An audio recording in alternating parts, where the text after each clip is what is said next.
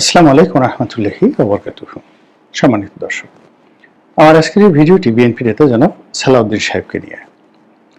ভিডিওর শুরুতেই বলে দিই যে ওনার সঙ্গে আমার সম্পর্ক খুবই ক্ষীণ।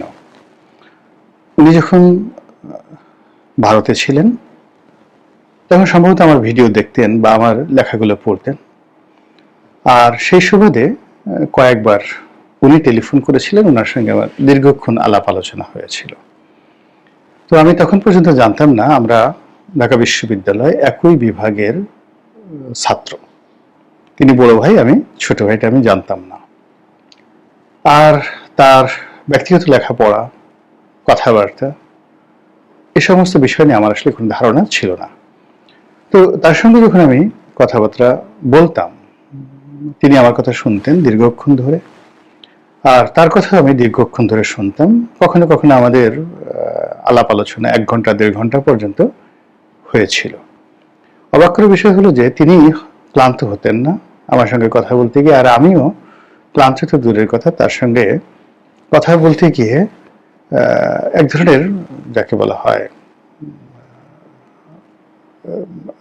হয় হৃদয়ের মধ্যে এক ধরনের পুলক অনুভব করতাম।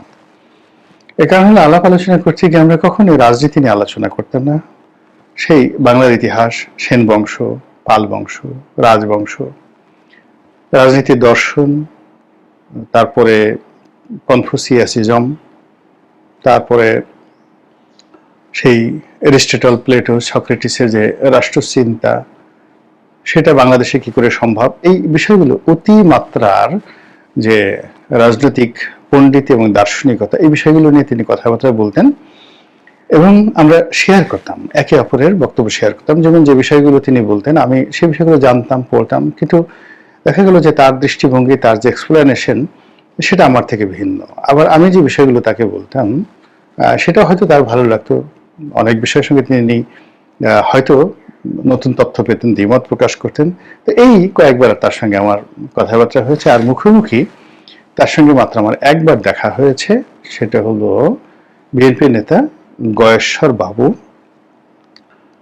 তার স্ত্রীর একটা অনুষ্ঠান ছিল তার মৃত্যু দিবস উপলক্ষে। তো সেখানে আমি আমার স্ত্রী সহ দাওয়াতে গিয়েছিলাম। সেখানে আমার সন্তানও ছিলেন, মেয়ে ছিলেন।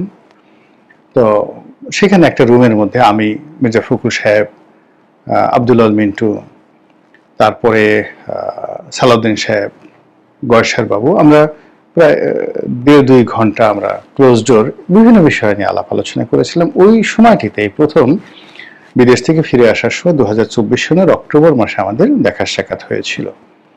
এর বাইরে ওনার সঙ্গে আমার কখনো দেখা হয়নি, কথা হয়নি, আর কিচ্ছু হয়নি। তো তাকে আমি এখন টেলিভিশন দেখছি, তার বক্তব্যগুলো শুনছি, তাকে নিয়ে যে সকল নেতিবাচক কথাবার্তা চালু হচ্ছে, বিশেষ করে এস আলম বা অন্যান্য যে বিষয়গুলি নিয়ে আলাপ আলোচনা হচ্ছে, বা কক্সবাজারে তার রাজনৈতিক কর্মকাণ্ড, তার প্রতিপক্ষের সঙ্গে তার দ্বন্দ্ব সংঘাত, এবং ওখানে যে সকল ফাইন্যান্সিয়াল ট্রানজাকশন যেগুলো নিয়ে এনসিপি নেতা নাসিরউদ্দিন পাটোয়ারি খুবই বিরূপ মন্তব্য করেছেন, সেই বিষয়গুলো নিয়ে আমি একটা বা দুটো ভিডিও করেছি। আবার একই সঙ্গে তার যে গ্রহণযোগ্যতা, তার যে নেতৃত্বের গুণাবলী, তার অনুপম ব্যক্তিত্ব, এই বিষয়গুলো নিয়ে আমি আসলে কখনো ওইভাবে বলিনি। কিন্তু আমার আসলে বলা উচিত এই সময়টিতে। এর কারণ হলো মানুষ যখন ভালো কর্ম করে, সেই ভালো কর্মের মধ্যে যাকে বলা হয়, যদি আপনার সমর্থন থাকে, আপনার প্রশংসা থাকে, তাহলে সেই ভালো কর্মের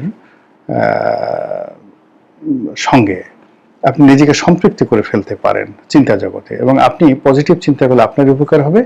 আর আপনার বক্তব্য কেউ শুনুক বা না শুনুক, এমনকি যাকে উদ্দেশ্য করে আপনি বললেন তিনি আপনাকে মন্দ জানলেও আপনার কোনো ক্ষয়ক্ষতি নেই। এটি প্রকৃতিগতভাবে ন্যাচারালি এটার অনেক পজিটিভ দিক রয়েছে। এটা হলো প্রথম। এই কারণে সালাউদ্দিন সাহেবের এই যে সাম্প্রতিক কিছু কর্মকাণ্ডের যে ইতিবাচক দিকগুলো রয়েছে, এই বিষয়গুলো নিয়ে মূলত আলাপ আলোচনা করব। আপনাদের মধ্যে যারা নেতিবাচক চিন্তা করতে অভ্যস্ত, তারা অনেক কথা বলবেন যে আপনি এখন সালাউদ্দিন সাহেবকে তেল মারছেন কেন, আপনি কি নির্বাচন করবেন, আপনি কি নমিনেশনের জন্য যাকে বলা হয় আবার ঘোরাফেরা করছেন, ইত্যাদি ইত্যাদি ইত্যাদি। আপনাদের সবাইয়ের অবগতির জন্য বলছি যে আমি 2018 সনে একটা বিশেষ পরিস্থিতিতে বিএনপির মনোনয়ন নিয়েছিলাম এবং ইলেকশন করেছিলাম। কিন্তু 2019 সনে যখন তারেক রহমান সাহেবের সঙ্গে আমার প্রথম আলোচনা হয়, এর আগে ওনার সঙ্গে আমার কখনো দেখা হয়নি, কথাও হয়নি। তো আমি প্রথমেই বলেছিলাম যে 2018 সনে আপনার দলীয় মনোনয়ন নিয়ে যে আমি নির্বাচন করেছি, এটি সম্ভবত আমার শেষ নির্বাচন আপনার সঙ্গে। দ্বিতীয়ত, আমি আপনার দলের মনোনয়ন চাইব না। তৃতীয়ত হলো, আপনার দলের কোনো পদ পদবি আমি চাইব না, ধারণ করব না। আপনার সঙ্গে আমার একটা সম্পর্ক থাকবে, স্বাভাবিক সম্পর্ক। তখন তিনি বলেছিলেন যে আমরা কি বন্ধু হতে পারি না? তাই বললাম যে না, আপনি বন্ধু হতে পারেন না। এর কারণ হলো, আমি অ্যাজ লং অ্যাজ আপনার পার্টির একজন সমর্থক, সাবেক সংসদ সদস্য হই আর যাই হই, আমি আপনার পার্টির একজন সমর্থক, কর্মী। কর্মী কখনো বসের বন্ধু হতে পারে না। You are the boss. তো কাজে আপনার সঙ্গে আমার স্বাভাবিক সম্পর্ক থাকবে, আলাপ আলোচনা। আপনি জিজ্ঞাসা করলে আমি উত্তর দেব, আপনি ডাকলে আমি যাব,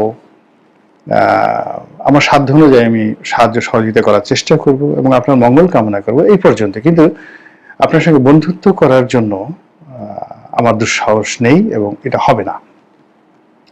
তো উনি এতে খুব আশ্চর্য হয়ে গেছিলেন যে উনি নিজের মুখে একজনের সঙ্গে বন্ধুত্ব করতে চেয়েছেন, তাও ওনার দলের একজন সাধারণ সমর্থক যে আওয়ামী লীগ থেকে এসেছে, আর সে এইভাবে কথা বলবে, তিনি খুব আশ্চর্য হয়েছিলেন। কিন্তু আমি যখন তাকে খুলে বললাম যে একজন বস কখনো বন্ধু হতে পারে না, বস ইজ অলওয়েজ বস। তো আপনি কখনো আপনার অফিসের কর্মকর্তা, আপনার স্টাফ, আপনার কর্মী সমর্থক, এদের কারোর সঙ্গে আপনার বন্ধুত্ব করার দরকার নাই। তারা অটোমেটিক্যালি আপনার হুকুম শোনার জন্য সবসময় রেডি থাকে, তারা প্রস্তুত, এবং তারা সেই কাজ করার জন্যই তাদের জন্ম হয়েছে। তখন আমি তাকে হিরোডোটাসের বই থেকে একটা বিখ্যাত কাহিনী বলেছিলাম, সম্রাট জার্ক শেষের জমানার একটা কাহিনী, খুব মনোযোগ সহকারে। প্রায় সেই গল্পটা বলতে আমার আধা ঘন্টার সময় লেগেছিল, এবং ওই সময়টাতে তারেক রহমান সাহেবের সঙ্গে আমার প্রায় 2.5 থেকে 3 ঘন্টা মানে এরকম স্কাইপেতে 1-to-1 বৈঠক হয়েছিল বেগম জিয়ার সেই অফিসে, যেই রুমে বেগম জিয়া বসেন ওখানে একটা কম্পিউটার সেখানে। এবং এইভাবে বহুবার তার সঙ্গে আমার সেই 2019 থেকে একেবারে 2025 পর্যন্ত, 24 পর্যন্ত কন্টিনিউয়াসলি বহুবার আলাপ আলোচনা হয়েছে। তো এই হলো তারেক রহমান সাহেবের সাথে যদি আমার সম্পর্ক থাকে, তো সেক্ষেত্রে সালাউদ্দিন সাহেবকে ফ্ল্যাটারিং করা বা তাকে প্রশংসা করা, তার কাছে কোনো কিছু চাওয়া, এটা আমার জন্য মানায় কিনা, এই জিনিসটা আপনারা বোঝার চেষ্টা করুন। সেকেন্ড থিং হলো যে যেখানে আমি 2019 সনে সিদ্ধান্ত নিয়েছি যে আমি আওয়ামী লীগের থেকে এসেছি আওয়ামী লীগকে বোঝানোর জন্য, আওয়ামী লীগ যেটা আমাকে একটা চ্যালেঞ্জ দিয়েছিল যে আমরা যদি তোমাকে মনোনয়ন না দেই তাহলে বিএনপি তোমাকে মনোনয়ন দেবে না, অনলি জাস্ট এটা প্রুভ করার জন্য, আর অন্য কোনো কিছু ছিল না। তো এনিওয়ে, সেই সালাউদ্দিন সাহেব এখন বিএনপির হর্তাকর্তা, সম্ভবত তিনি আগামীতে বিএনপির মহাসচিব হয়ে যেতে পারেন। তারেক রহমান সাহেব তাকে খুবই পছন্দ করেন, রিলাই করেন। তো এটা আমার শোনা কথা, আমি আসলে সালাউদ্দিন সাহেবের মুখে কখনো তারেক রহমান সাহেবের কোনো কথা শুনিনি, প্রশংসা শুনিনি, বদনামও শুনিনি। মানে সালাউদ্দিন সাহেবের যে বক্তব্য, সেই বক্তব্যের মধ্যে বা ওনার সঙ্গে আমার সঙ্গে যে কথাবার্তা হয়েছে সেখানে আসলে তারেক রহমান সাহেবের প্রসঙ্গ আসেনি। আবার তারেক রহমান সাহেবের সঙ্গে যখন আমার কথা হয়েছে, দেয়ার আর মেনি ম্যাটার্স, ঘন্টার পর ঘন্টা আমরা আলাপ আলোচনা করেছি, সেখানে এর পার্টির অভ্যন্তরীণ বিষয় বা অন্য যেগুলো খাজুরি আলাপ বলে, সেই জিনিসগুলো কখনোই আমাদের মধ্যে হয়নি। তো সেই দিক থেকে যেহেতু নির্বাচন নেই, বিএনপির কোনো পদ পদবি নেই, এবং গত 1 বছর আপনি দেখেছেন যে যেখানে বিএনপির সাধারণ একজন কর্মী, সেও সুযোগের সদ্ব্যবহার করার চেষ্টা করেছে। সেই সময়টিতে আমি কোথাও একটু মুভমেন্ট করিনি, একটা বিন্দুও দেইনি। তো কাজেই আপনারা যদি এরপরেও কেউ বলেন, সেটা তার আপনার ব্যক্তিগত বিষয়, আমি আমার মতো করে বলে যাচ্ছি সালাউদ্দিন সাহেব সম্পর্কে। তো সালাউদ্দিন সাহেব সম্পর্কে আমার যে ধারণা ছিল টেলিফোনিক সংলাপের মাধ্যমে, তো সেই সংলাপটির কারণে বা একাধিক সংলাপের কারণে আমার কাছে মনে হতো এই ভদ্রলোক ভালো লেখাপড়া জানেন। কিন্তু সেই শেখ হাসিনার জমানাতে তিনি যে সংবাদ সম্মেলন করতেন বা অতীতে তিনি যখন যোগাযোগ প্রতিমন্ত্রী ছিলেন, তার ওই কর্ম সম্পর্কে আমার আসলে অত স্পষ্ট ধারণা ছিল না। তো তিনি সাম্প্রতিক সময়টিতে এই ঐক্যমত্যের কমিশনে বিএনপিকে যেভাবে প্রতিনিধিত্ব করেছেন এবং তার সন্তান সমূহ মানে সন্তানের সমবয়সী বা সন্তানের চেয়েও ছোট হবেন, বলতে গেলে নাতিপুতির মতো, নাতির বয়সী হবেন, এই সার্জিস, হাসনাত বা আক্তার। তো ওনাদের সঙ্গে তিনি যেভাবে কমপ্লাই করেছেন, যেভাবে ছোট ছোট রাজনৈতিক দলগুলো, যেগুলো বিএনপির মতো যাকে বলা হয় একটি বড় রাজনৈতিক দলের উপজেলা পর্যায়ের যারা সভাপতি, তারাও দেখা গেল যে অনেক বড় বড় রাজনৈতিক দলের মানে তথাকথিত যেগুলো শুধুমাত্র প্রেস ক্লাবের সামনে দাঁড়িয়ে থাকে, নামকাস্তের রাজনৈতিক দল, আমি এই সমস্ত রাজনৈতিক দলের নামও জানি না, নেতাদেরকেও জানি না, এবং আমি ব্যক্তিগতভাবে এদের কারোর সঙ্গে আমার কখনো কথা বলতে আগ্রহ হয়নি, রুচি হয়নি। অনেকে টেলিফোন করে আসতে চেয়েছেন, কথা বলতে চেয়েছেন, কিন্তু আমি আসলে অপারগতা প্রকাশ করেছি। আমার কাছে মনে হয়েছে যে wastage of time, money and energy.